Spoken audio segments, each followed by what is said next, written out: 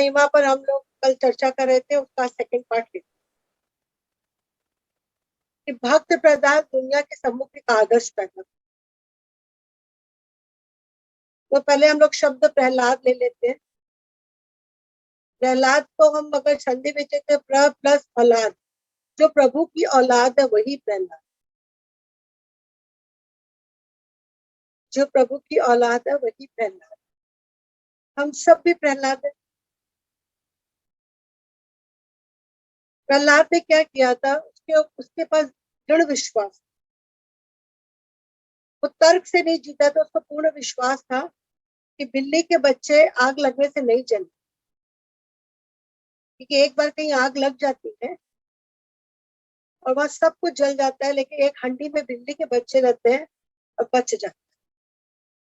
तो प्रहलाद वहां पूछता है कुमारी से कि बच्चे, बिल्ली के बच्चे कैसे बच गए? तो राम जी की कृपा से, जाको रख के साई या मार सके न, राम जी की कृपा से बच्चे बचे।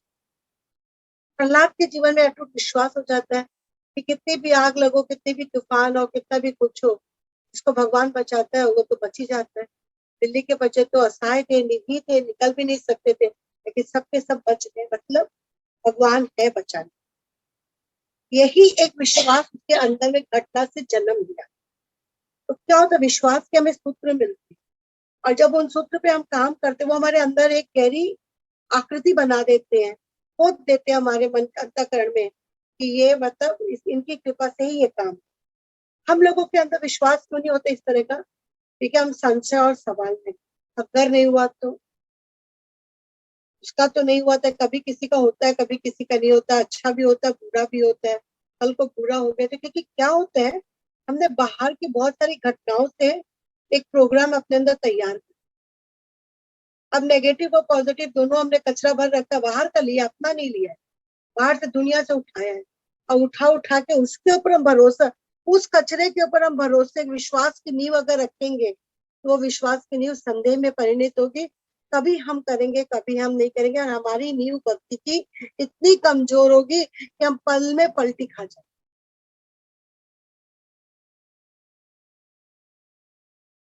तो हमारे जीवन में ये विश्वास जो है, जब हमारे अंदर का संदेह जल जाए, जब भ्रम की निवृत्ति हो जाए, पूर्ण विश्वास जिसका होता है वही परीक्षा देने के योग्य हो, और वही परीक्षा में उत्तीर्ण भी हो, कि उसका विश्वास बहुत गहरा है। तो प्रहलाद के जीवन में बहुत गहरी घटना घटती है, उसको गहरा विश्वास होता है।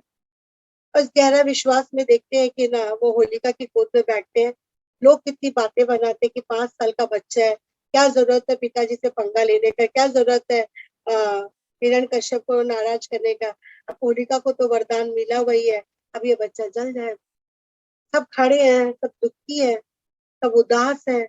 हाँ, चारों तरफ नगाड़े इतने बज रहे कि प्रहलाद जले तो रोने की आवाज नहीं है, तो नगाड़े बजाने शुरू कर देते हैं। लेकिन प्रहलाद जीवित आते हैं और एक आवाज कर,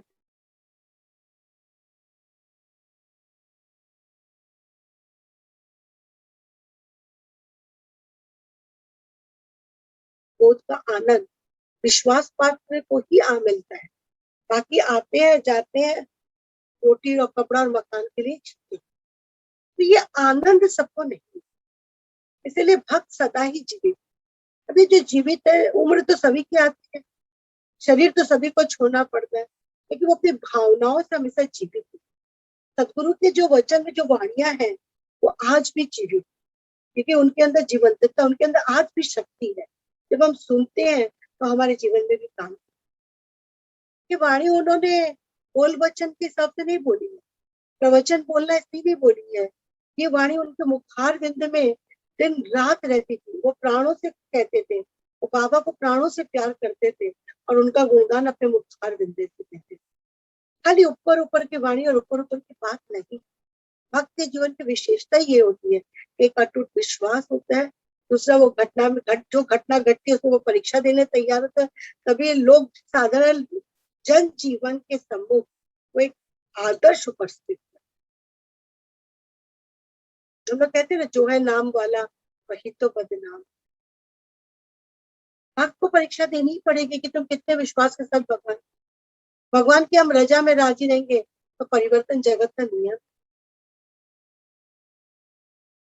एक बहुत अच्छी बात हमको यहाँ पे समझ में आती है कि भक्त के जीवन में जब ऐसी घटना घटेगी तो उसके जीवन में कुछ शांति रहती है, क्योंकि विश्वास जब हो जाता है कि मेरा ये काम परमात्मा की दया से हो, वो मुझे प्रेरणा देगा, जैसे देगा वैसे मैं कर, उसके चित्त में एक शांति रहती है, क्योंकि प्रेरणा को पकड़ने के लिए शांति रूपी शस्त्र की जरूरत है।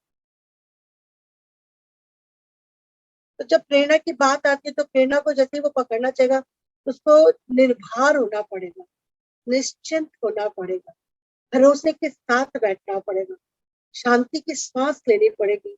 उसकी श्वास में कोई आवाज नहीं होगी, इतनी स्तब्धता होगी कि श्वास आ रही है जा रही है हमें भी नहीं पता हो। ऐसी स्तब्धता में हम अपना परमात्मा से रिश्ता जोड़ते हैं। जैसे हम परमात्मा से रिश्ता जोड़ते हैं, हमारे पास पैगाम आने लगते हैं और हम कहते हैं हमारे विश्वास की ज्योति जगमगाती। कि कौन कहते हैं भगवान आते हैं, और मैंने अपने बच्चों को नींद से उठते भी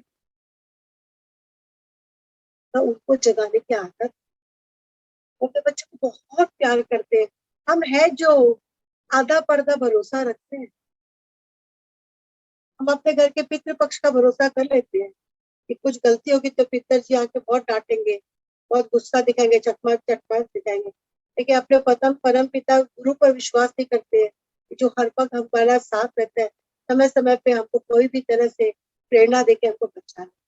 तो जब हमारे अंदर अटूट शांति होती है तो एक विश्वास की ज्योति जलती जो डगमगाती है, तब संदेह की होली जल जाती। संदेह की होली जलते ही क्या हुआ कि हमारे जीवन में विश्वास आया। विश्वास साथ में क्या लाया? आनंद लाया। कि संदेह जब जला तो हम दुख से ऊपर उठ गए, अविश्वास से निकल गए, भय से निकल गए, भ्रम से निकल गए, गीत की तार गिर गई, बहुत कुछ था निरर्थक जो जल गया। संदेह की होली जल गई है, सब कुछ निरर्थक जल गया, सार्थक सार्थक बच गया, होली के लिए तैयार। कितना रंग रंगीला त्योहार है। होली पूर्णिमा के दिन मनाई जाती है, और ये रंग क्या, जैसे हमारे अंदर संदेह की होली जल जाती है और भक्त भगवान का नाम लेके जीवित रहते हैं, वैसे ही सबके अंदर भगवान के प्रति एक अटूट विश्वास का जन्म हो जाता है। भगवान कहते थे सब बहाने झुके हुए, मैं जब भी भक्तों पे कष्ट होगा मैं आऊंगा। नरसिंह के समय में भी प्रहलाद के रूप में भगवान, और फिर से धरा को ये बताते गए कि भक्त आ भी, है भी और रही। अब बात आती है कि उस दिन जब भक्त प्रहलाद की जय होती है तो रंग क्यों?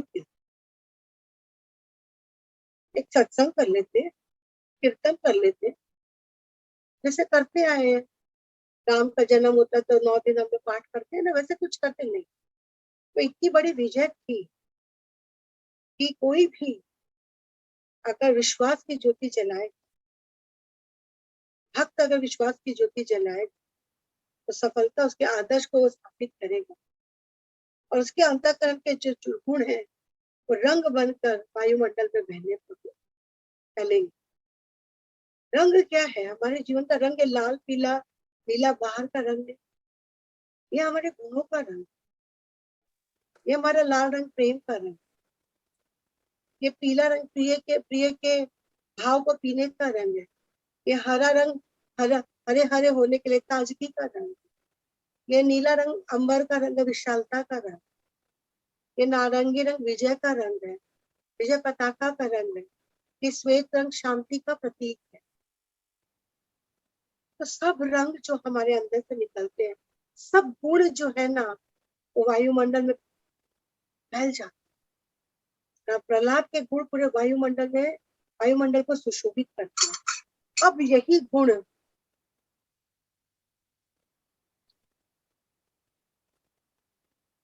जैसे जैसे प्रहलाद का जीवन बदला, प्रहलाद का जो रंग है वातावरण में, तो प्रहलाद ने सबको भाव ये भक्ति का रंग लगाया। अब रंग भगवान प्रहलाद ने जो भक्ति का रंग लगाया है, क्योंकि वो रंगा हुआ है तो वो रंग लगा। तो जब हम भी भगवान के प्यार में रंग जाएंगे तो हम किसी को रंग सकते। तो ये रंग जो प्रहलाद के गुणों का रंग था उसने सबको लगाया और सब उस समय सतयुग का राम राज्य की स्थापना होती है। सबके अंतःकरण में रंग, तो सब रंग गए, सबने अपना रंग भी लगाया और भगवान का भक्त का भी रंग लिया और सारी प्रकृति भक्त के रंग में रंग। अब हम लोग क्या करते हैं, इस प्रतीक के खेल को आज ऊपर का रंग लगा के अपने रंग से दूसरे को रंगते हैं। तो हमारा रंग भी कच्चा है गुलाल का, सामने वाला का कच्चा, उसमें भी वो इतना नखरा दिखाता है, हमको रंग मत लगाओ, हमको एलर्जी हो जाएगी, हमको ये हो जाएगी वो हो जाएगी, हम भीग जाएंगे तो हमको सर्दी पकड़ लेगी। लेकिन हम खुद भी कच्चे हैं, सामने वाले को हम कच्चा रंग दें। यही पक्का रंग जो अगर हमारा आ जाए तो हमारा जीवन बदल जाए। तो रंग हमारे गुण है, और अगर हम गुण में भीगे हुए रहेंगे, गुणी रहेंगे, तो हम दूसरों को रंग लगा सकते। अब ये रंग रंगीला जीवन कितना सुंदर, कितने बड़े आदर्श की स्थापना की। अब एक बहुत अच्छी घटना घटती है, पूर्णिमा के दिन, फागुन की पूर्णिमा को होली है, कल से चैत समझ शुरू हो जाती है, होली के बाद वाला दिन चैत हो जाता है। भगवान 9 दिन में जन्म और भक्त 9 महीने। हमेशा याद रखो, जो काम भगवान 9 दिन में करते वो हम लोग 9 महीने से संपन्न करते। क्या हमको समझ, जो कार्य भगवान 9 दिन में संपन्न कर देते हैं वो हमारे कार्य 9 महीने में संपन्न। अब हमारे जीवन में एक बहुत बड़ी घटना आती है, हमें निश्चिंत रहना है, हमें चिंता मुक्त रहना है। जब हम निश्चिंत रहेंगे, चिंता मुक्त रहेंगे, तो हम लोगों ने अभी सुना ही ना, भगवान कृष्ण ने कहा था ना गीता में, संभवामि युगे युगे, कि जब भी धरती पर मेरी जरूरत, भगवान 9 दिन में करते वो हम लोग 9 महीने से संपन्न करते। क्या हमको समझ, जो कार्य भगवान 9 दिन में संपन्न कर देते हैं वो हमारे कार्य 9 महीने में संपन्न। अब हमारे जीवन में एक बहुत बड़ी घटना आती है, हमें निश्चिंत रहना है, हमें चिंता मुक्त रहना है। जब हम निश्चिंत रहेंगे, चिंता मुक्त रहेंगे, तो हम लोगों ने अभी सुना ही ना, भगवान कृष्ण ने कहा था ना गीता में, संभवामि युगे युगे, कि जब भी धरती पर मेरी जरूरत पड़ेगी, जब भी कुछ मुश्किल होगी, वो जरूर अवतार बन के जरूर। क्योंकि उन्होंने हम लोगों को वचन दिया है कि पृथ्वी पे कोई भी प्रॉब्लम होगी तो वो जरूर हमारा साथ देंगे। लेकिन हमने अपने विचारों में ये बात को स्थान नहीं, हमने इस बात को आई गई कर, हमने एक कान से सुना एक कान से निकाला, हमने अपने दिमाग के अंदर ये बात नहीं बैठाई, अपने अवचेतन मन को ये बात नहीं थी कि परमात्मा ने हमें धरती पे भेजते वक्त ये बात बोली, संभवामि युगे युगे, जब तुम्हें जरूरत होगी तब मैं आऊं। अगर हम अपने गुरु की वाणी को ठीक से सुनते हैं, श्रद्धा पूर्ण सुनते हैं, तो हमारे जीवन में आनंद आता है। गुरु वाणी को जब हम बहुत प्रेम से सुनते हैं तो हमारे जीवन में श्रद्धा आती, आनंद आता है, और हमारी आत्मा जो है इस श्रवण से सजने लगती। इस श्रवण से हमारी आत्मा सजती है, 16 श्रृंगार करती। तभी हम लोग करते कहते हैं ना, सजले तू गोरी बावली, ले जाएंगे तुझे भाव के लुक में तेरे प्यारे साथ। मन मेरा ये कहता है तुझसे, हर पल सजले तू बावली। हम आप लोगों को जुम्मे हर दिन कहते हैं, बाहर से भी सजिए, भीतर से भी सजे, सजा धजा जीवन रखो। तो जब हम सज जाते हैं तो हमारी आत्मा परमात्मा का चरण स्पर्श करके परमात्मा की फूल लेती। हमें ये बात को समझनी है कि हमें पैर क्यों पकड़, पैर वो स्विच, पैर में 2 अंगूठे में वो स्विच हाउस है जिसके छूते ही वो व्यक्ति भी झंकृत होता है, उसके दोनों हाथ हमको उठा के गले लगा। क्या आशीर्वाद। और हमारे को ये जीवन मिला है कि चिन्ह लो, पहचान लो। हनुमान जी राम को पहचान के बोले ना, प्रभु पहचान पड़े गुरु चरना, सो सुख उमा जाए नहीं मन। उन्होंने भगवान को पहचान लिया तो उनके चरणों में पड़ गए। हमें भी अपने आप को पहचानना है, हम भगवान के संतान हैं, हम ही हनुमान है, हम ही प्रभु की औलाद है। हनुमान है छोटा, जब हम अपने को छोटा मान लेते, छोटा मानने का मतलब क्या है? अहंकार को तुच्छ कर लेते, तो ही हम वास्तविक भक्त बनते हैं। तब हम इस चैत्र महीने की कीमत को समझते हैं कि हमें कहाँ से चेतना है। ये जो चैत्र आया है नौ में, जो हम राम की, ये जो चैत्र का महीना है, चैत्र का महीना में क्या कहता है? जागृति का महीना, कि चेतो, सचेत हो जाओ, जागृत, कंसर्ट सवाल को खत्म कर। होलिका दहन में हमें सब खत्म, जागृति का समय, चित्त का निरर्थक साफ होने के बाद भगवान के नाम का बीजारोपण। देखिए ना, चैत्र में लोग कुंडारा लगाते 9 दिन, 9वें दिन वो बड़ी बड़ी दुर्गा निकल जाती, 9 दिन में वो कुंडारा बन सकता। हमारे अंदर भी अगर बीजारोपण कर लेंगे, मोह में राम, तो में राम, खड़ग में राम, कपड़े में राम, सब में, सब राम ही राम, सब उसी की कृपा और दया है। उस राम को हम लोग कण-कण में पहचानने की इच्छा रखते हैं, तो पहले तो अपने 33 करोड़ रोम में पहचानेंगे, अपने घट में पहचानेंगे, अपने में हनुमान देखेंगे, अपने अपने को प्रभु की औलाद प्रहलाद समझेंगे, अपनी औलादी शक्ति जागेगी, अपने आनंद आनंद की अनुभूति होगी, तब कहीं जाके घटना घटेगी ना। ये जागृति का महीना है, आने वाला समय चैत्र का महीना है, जागृति है, हमें जनजीवन को जगाना है, खुद को जागना है। हम फिरना सोए सबको जगाए, जो जागा है उसको। हम लोग के भजन की एक लाइन है, हम फिरना सोए सबको जगाए, जो जागा है उसे मिले। तो जागना, ऐसा जागना है कि खुद भी जगे रहे और लोगों को भी जगाए। तो चैत्र के महीने की जो चेतना है, ये चेतना हमें कहती है तेरे तन के अंदर चेत, तो तेरे तन के अंदर ही चेतना है तुझे चेतु चेतन स्वरूप है, तो परमात्मा का अंशी और वंशी है। अगर आग भी लगी है तो क्या चीज की लगी? तो प्रतीक क्या था कि जो निरर्थक होगा वो जल जाएगा, जो सार्थक होगा वो बच जाएगा होलिका में। तो भगवान ने होलिका को आशीर्वाद दिया था, वरदान दिया था कि निरर्थक को जलाना, और होलिका सार्थक को ही जलाने में, तो सार्थक को जलाई तो होलिका ही जलाई। हमेशा याद रखिएगा, भगवान सबको वरदान देते हैं। भगवान ने रावण को वरदान दिया तो रावण का भी वध किया, होलिका का वरदान किया तो होलिका का भी वध हो गया, होलिका भी चली। तो भगवान अपने भक्तों को वरदान तो दे देते हैं, लेकिन अगर वो कुसंगत में पड़ जाए, कुकर्म में लग जाए, निंदा चुगली में लग जाए, बहिष्कार में लग जाए, तो कहते समय आएगा तो उनका वध चले। पूरी लंका में आग लग जाती, विभीषण बचा, एक ही बचा था ना, क्योंकि राम का भक्त, उसकी कुटिया में से राम की आवाज आती, उसके आंगन में तुलसी थी। तो यही बात हमें समझानी है कि हमें जलाना निरर्थक हो। अगर हम सार्थक को जलाने जाएंगे तो हम खुद ही जलेगा क्या? शरीर थोड़ा ना जलेगा, अंतःकरण द्वेष क्लेश में जलता रहेगा। अंतःकरण जब द्वेष क्लेश में जलेगा तो सार्थक वहां टिकेगा। नाम भी अगर प्रभु का लेंगे लेकिन रखेंगे निरर्थक, गोबर के ऊपर राम नाम की अगर चादर ढक देंगे तो गोबर सोना थोड़ी ना हो जाए, उस पर तो बिजली गिरेगी तो ही होगा।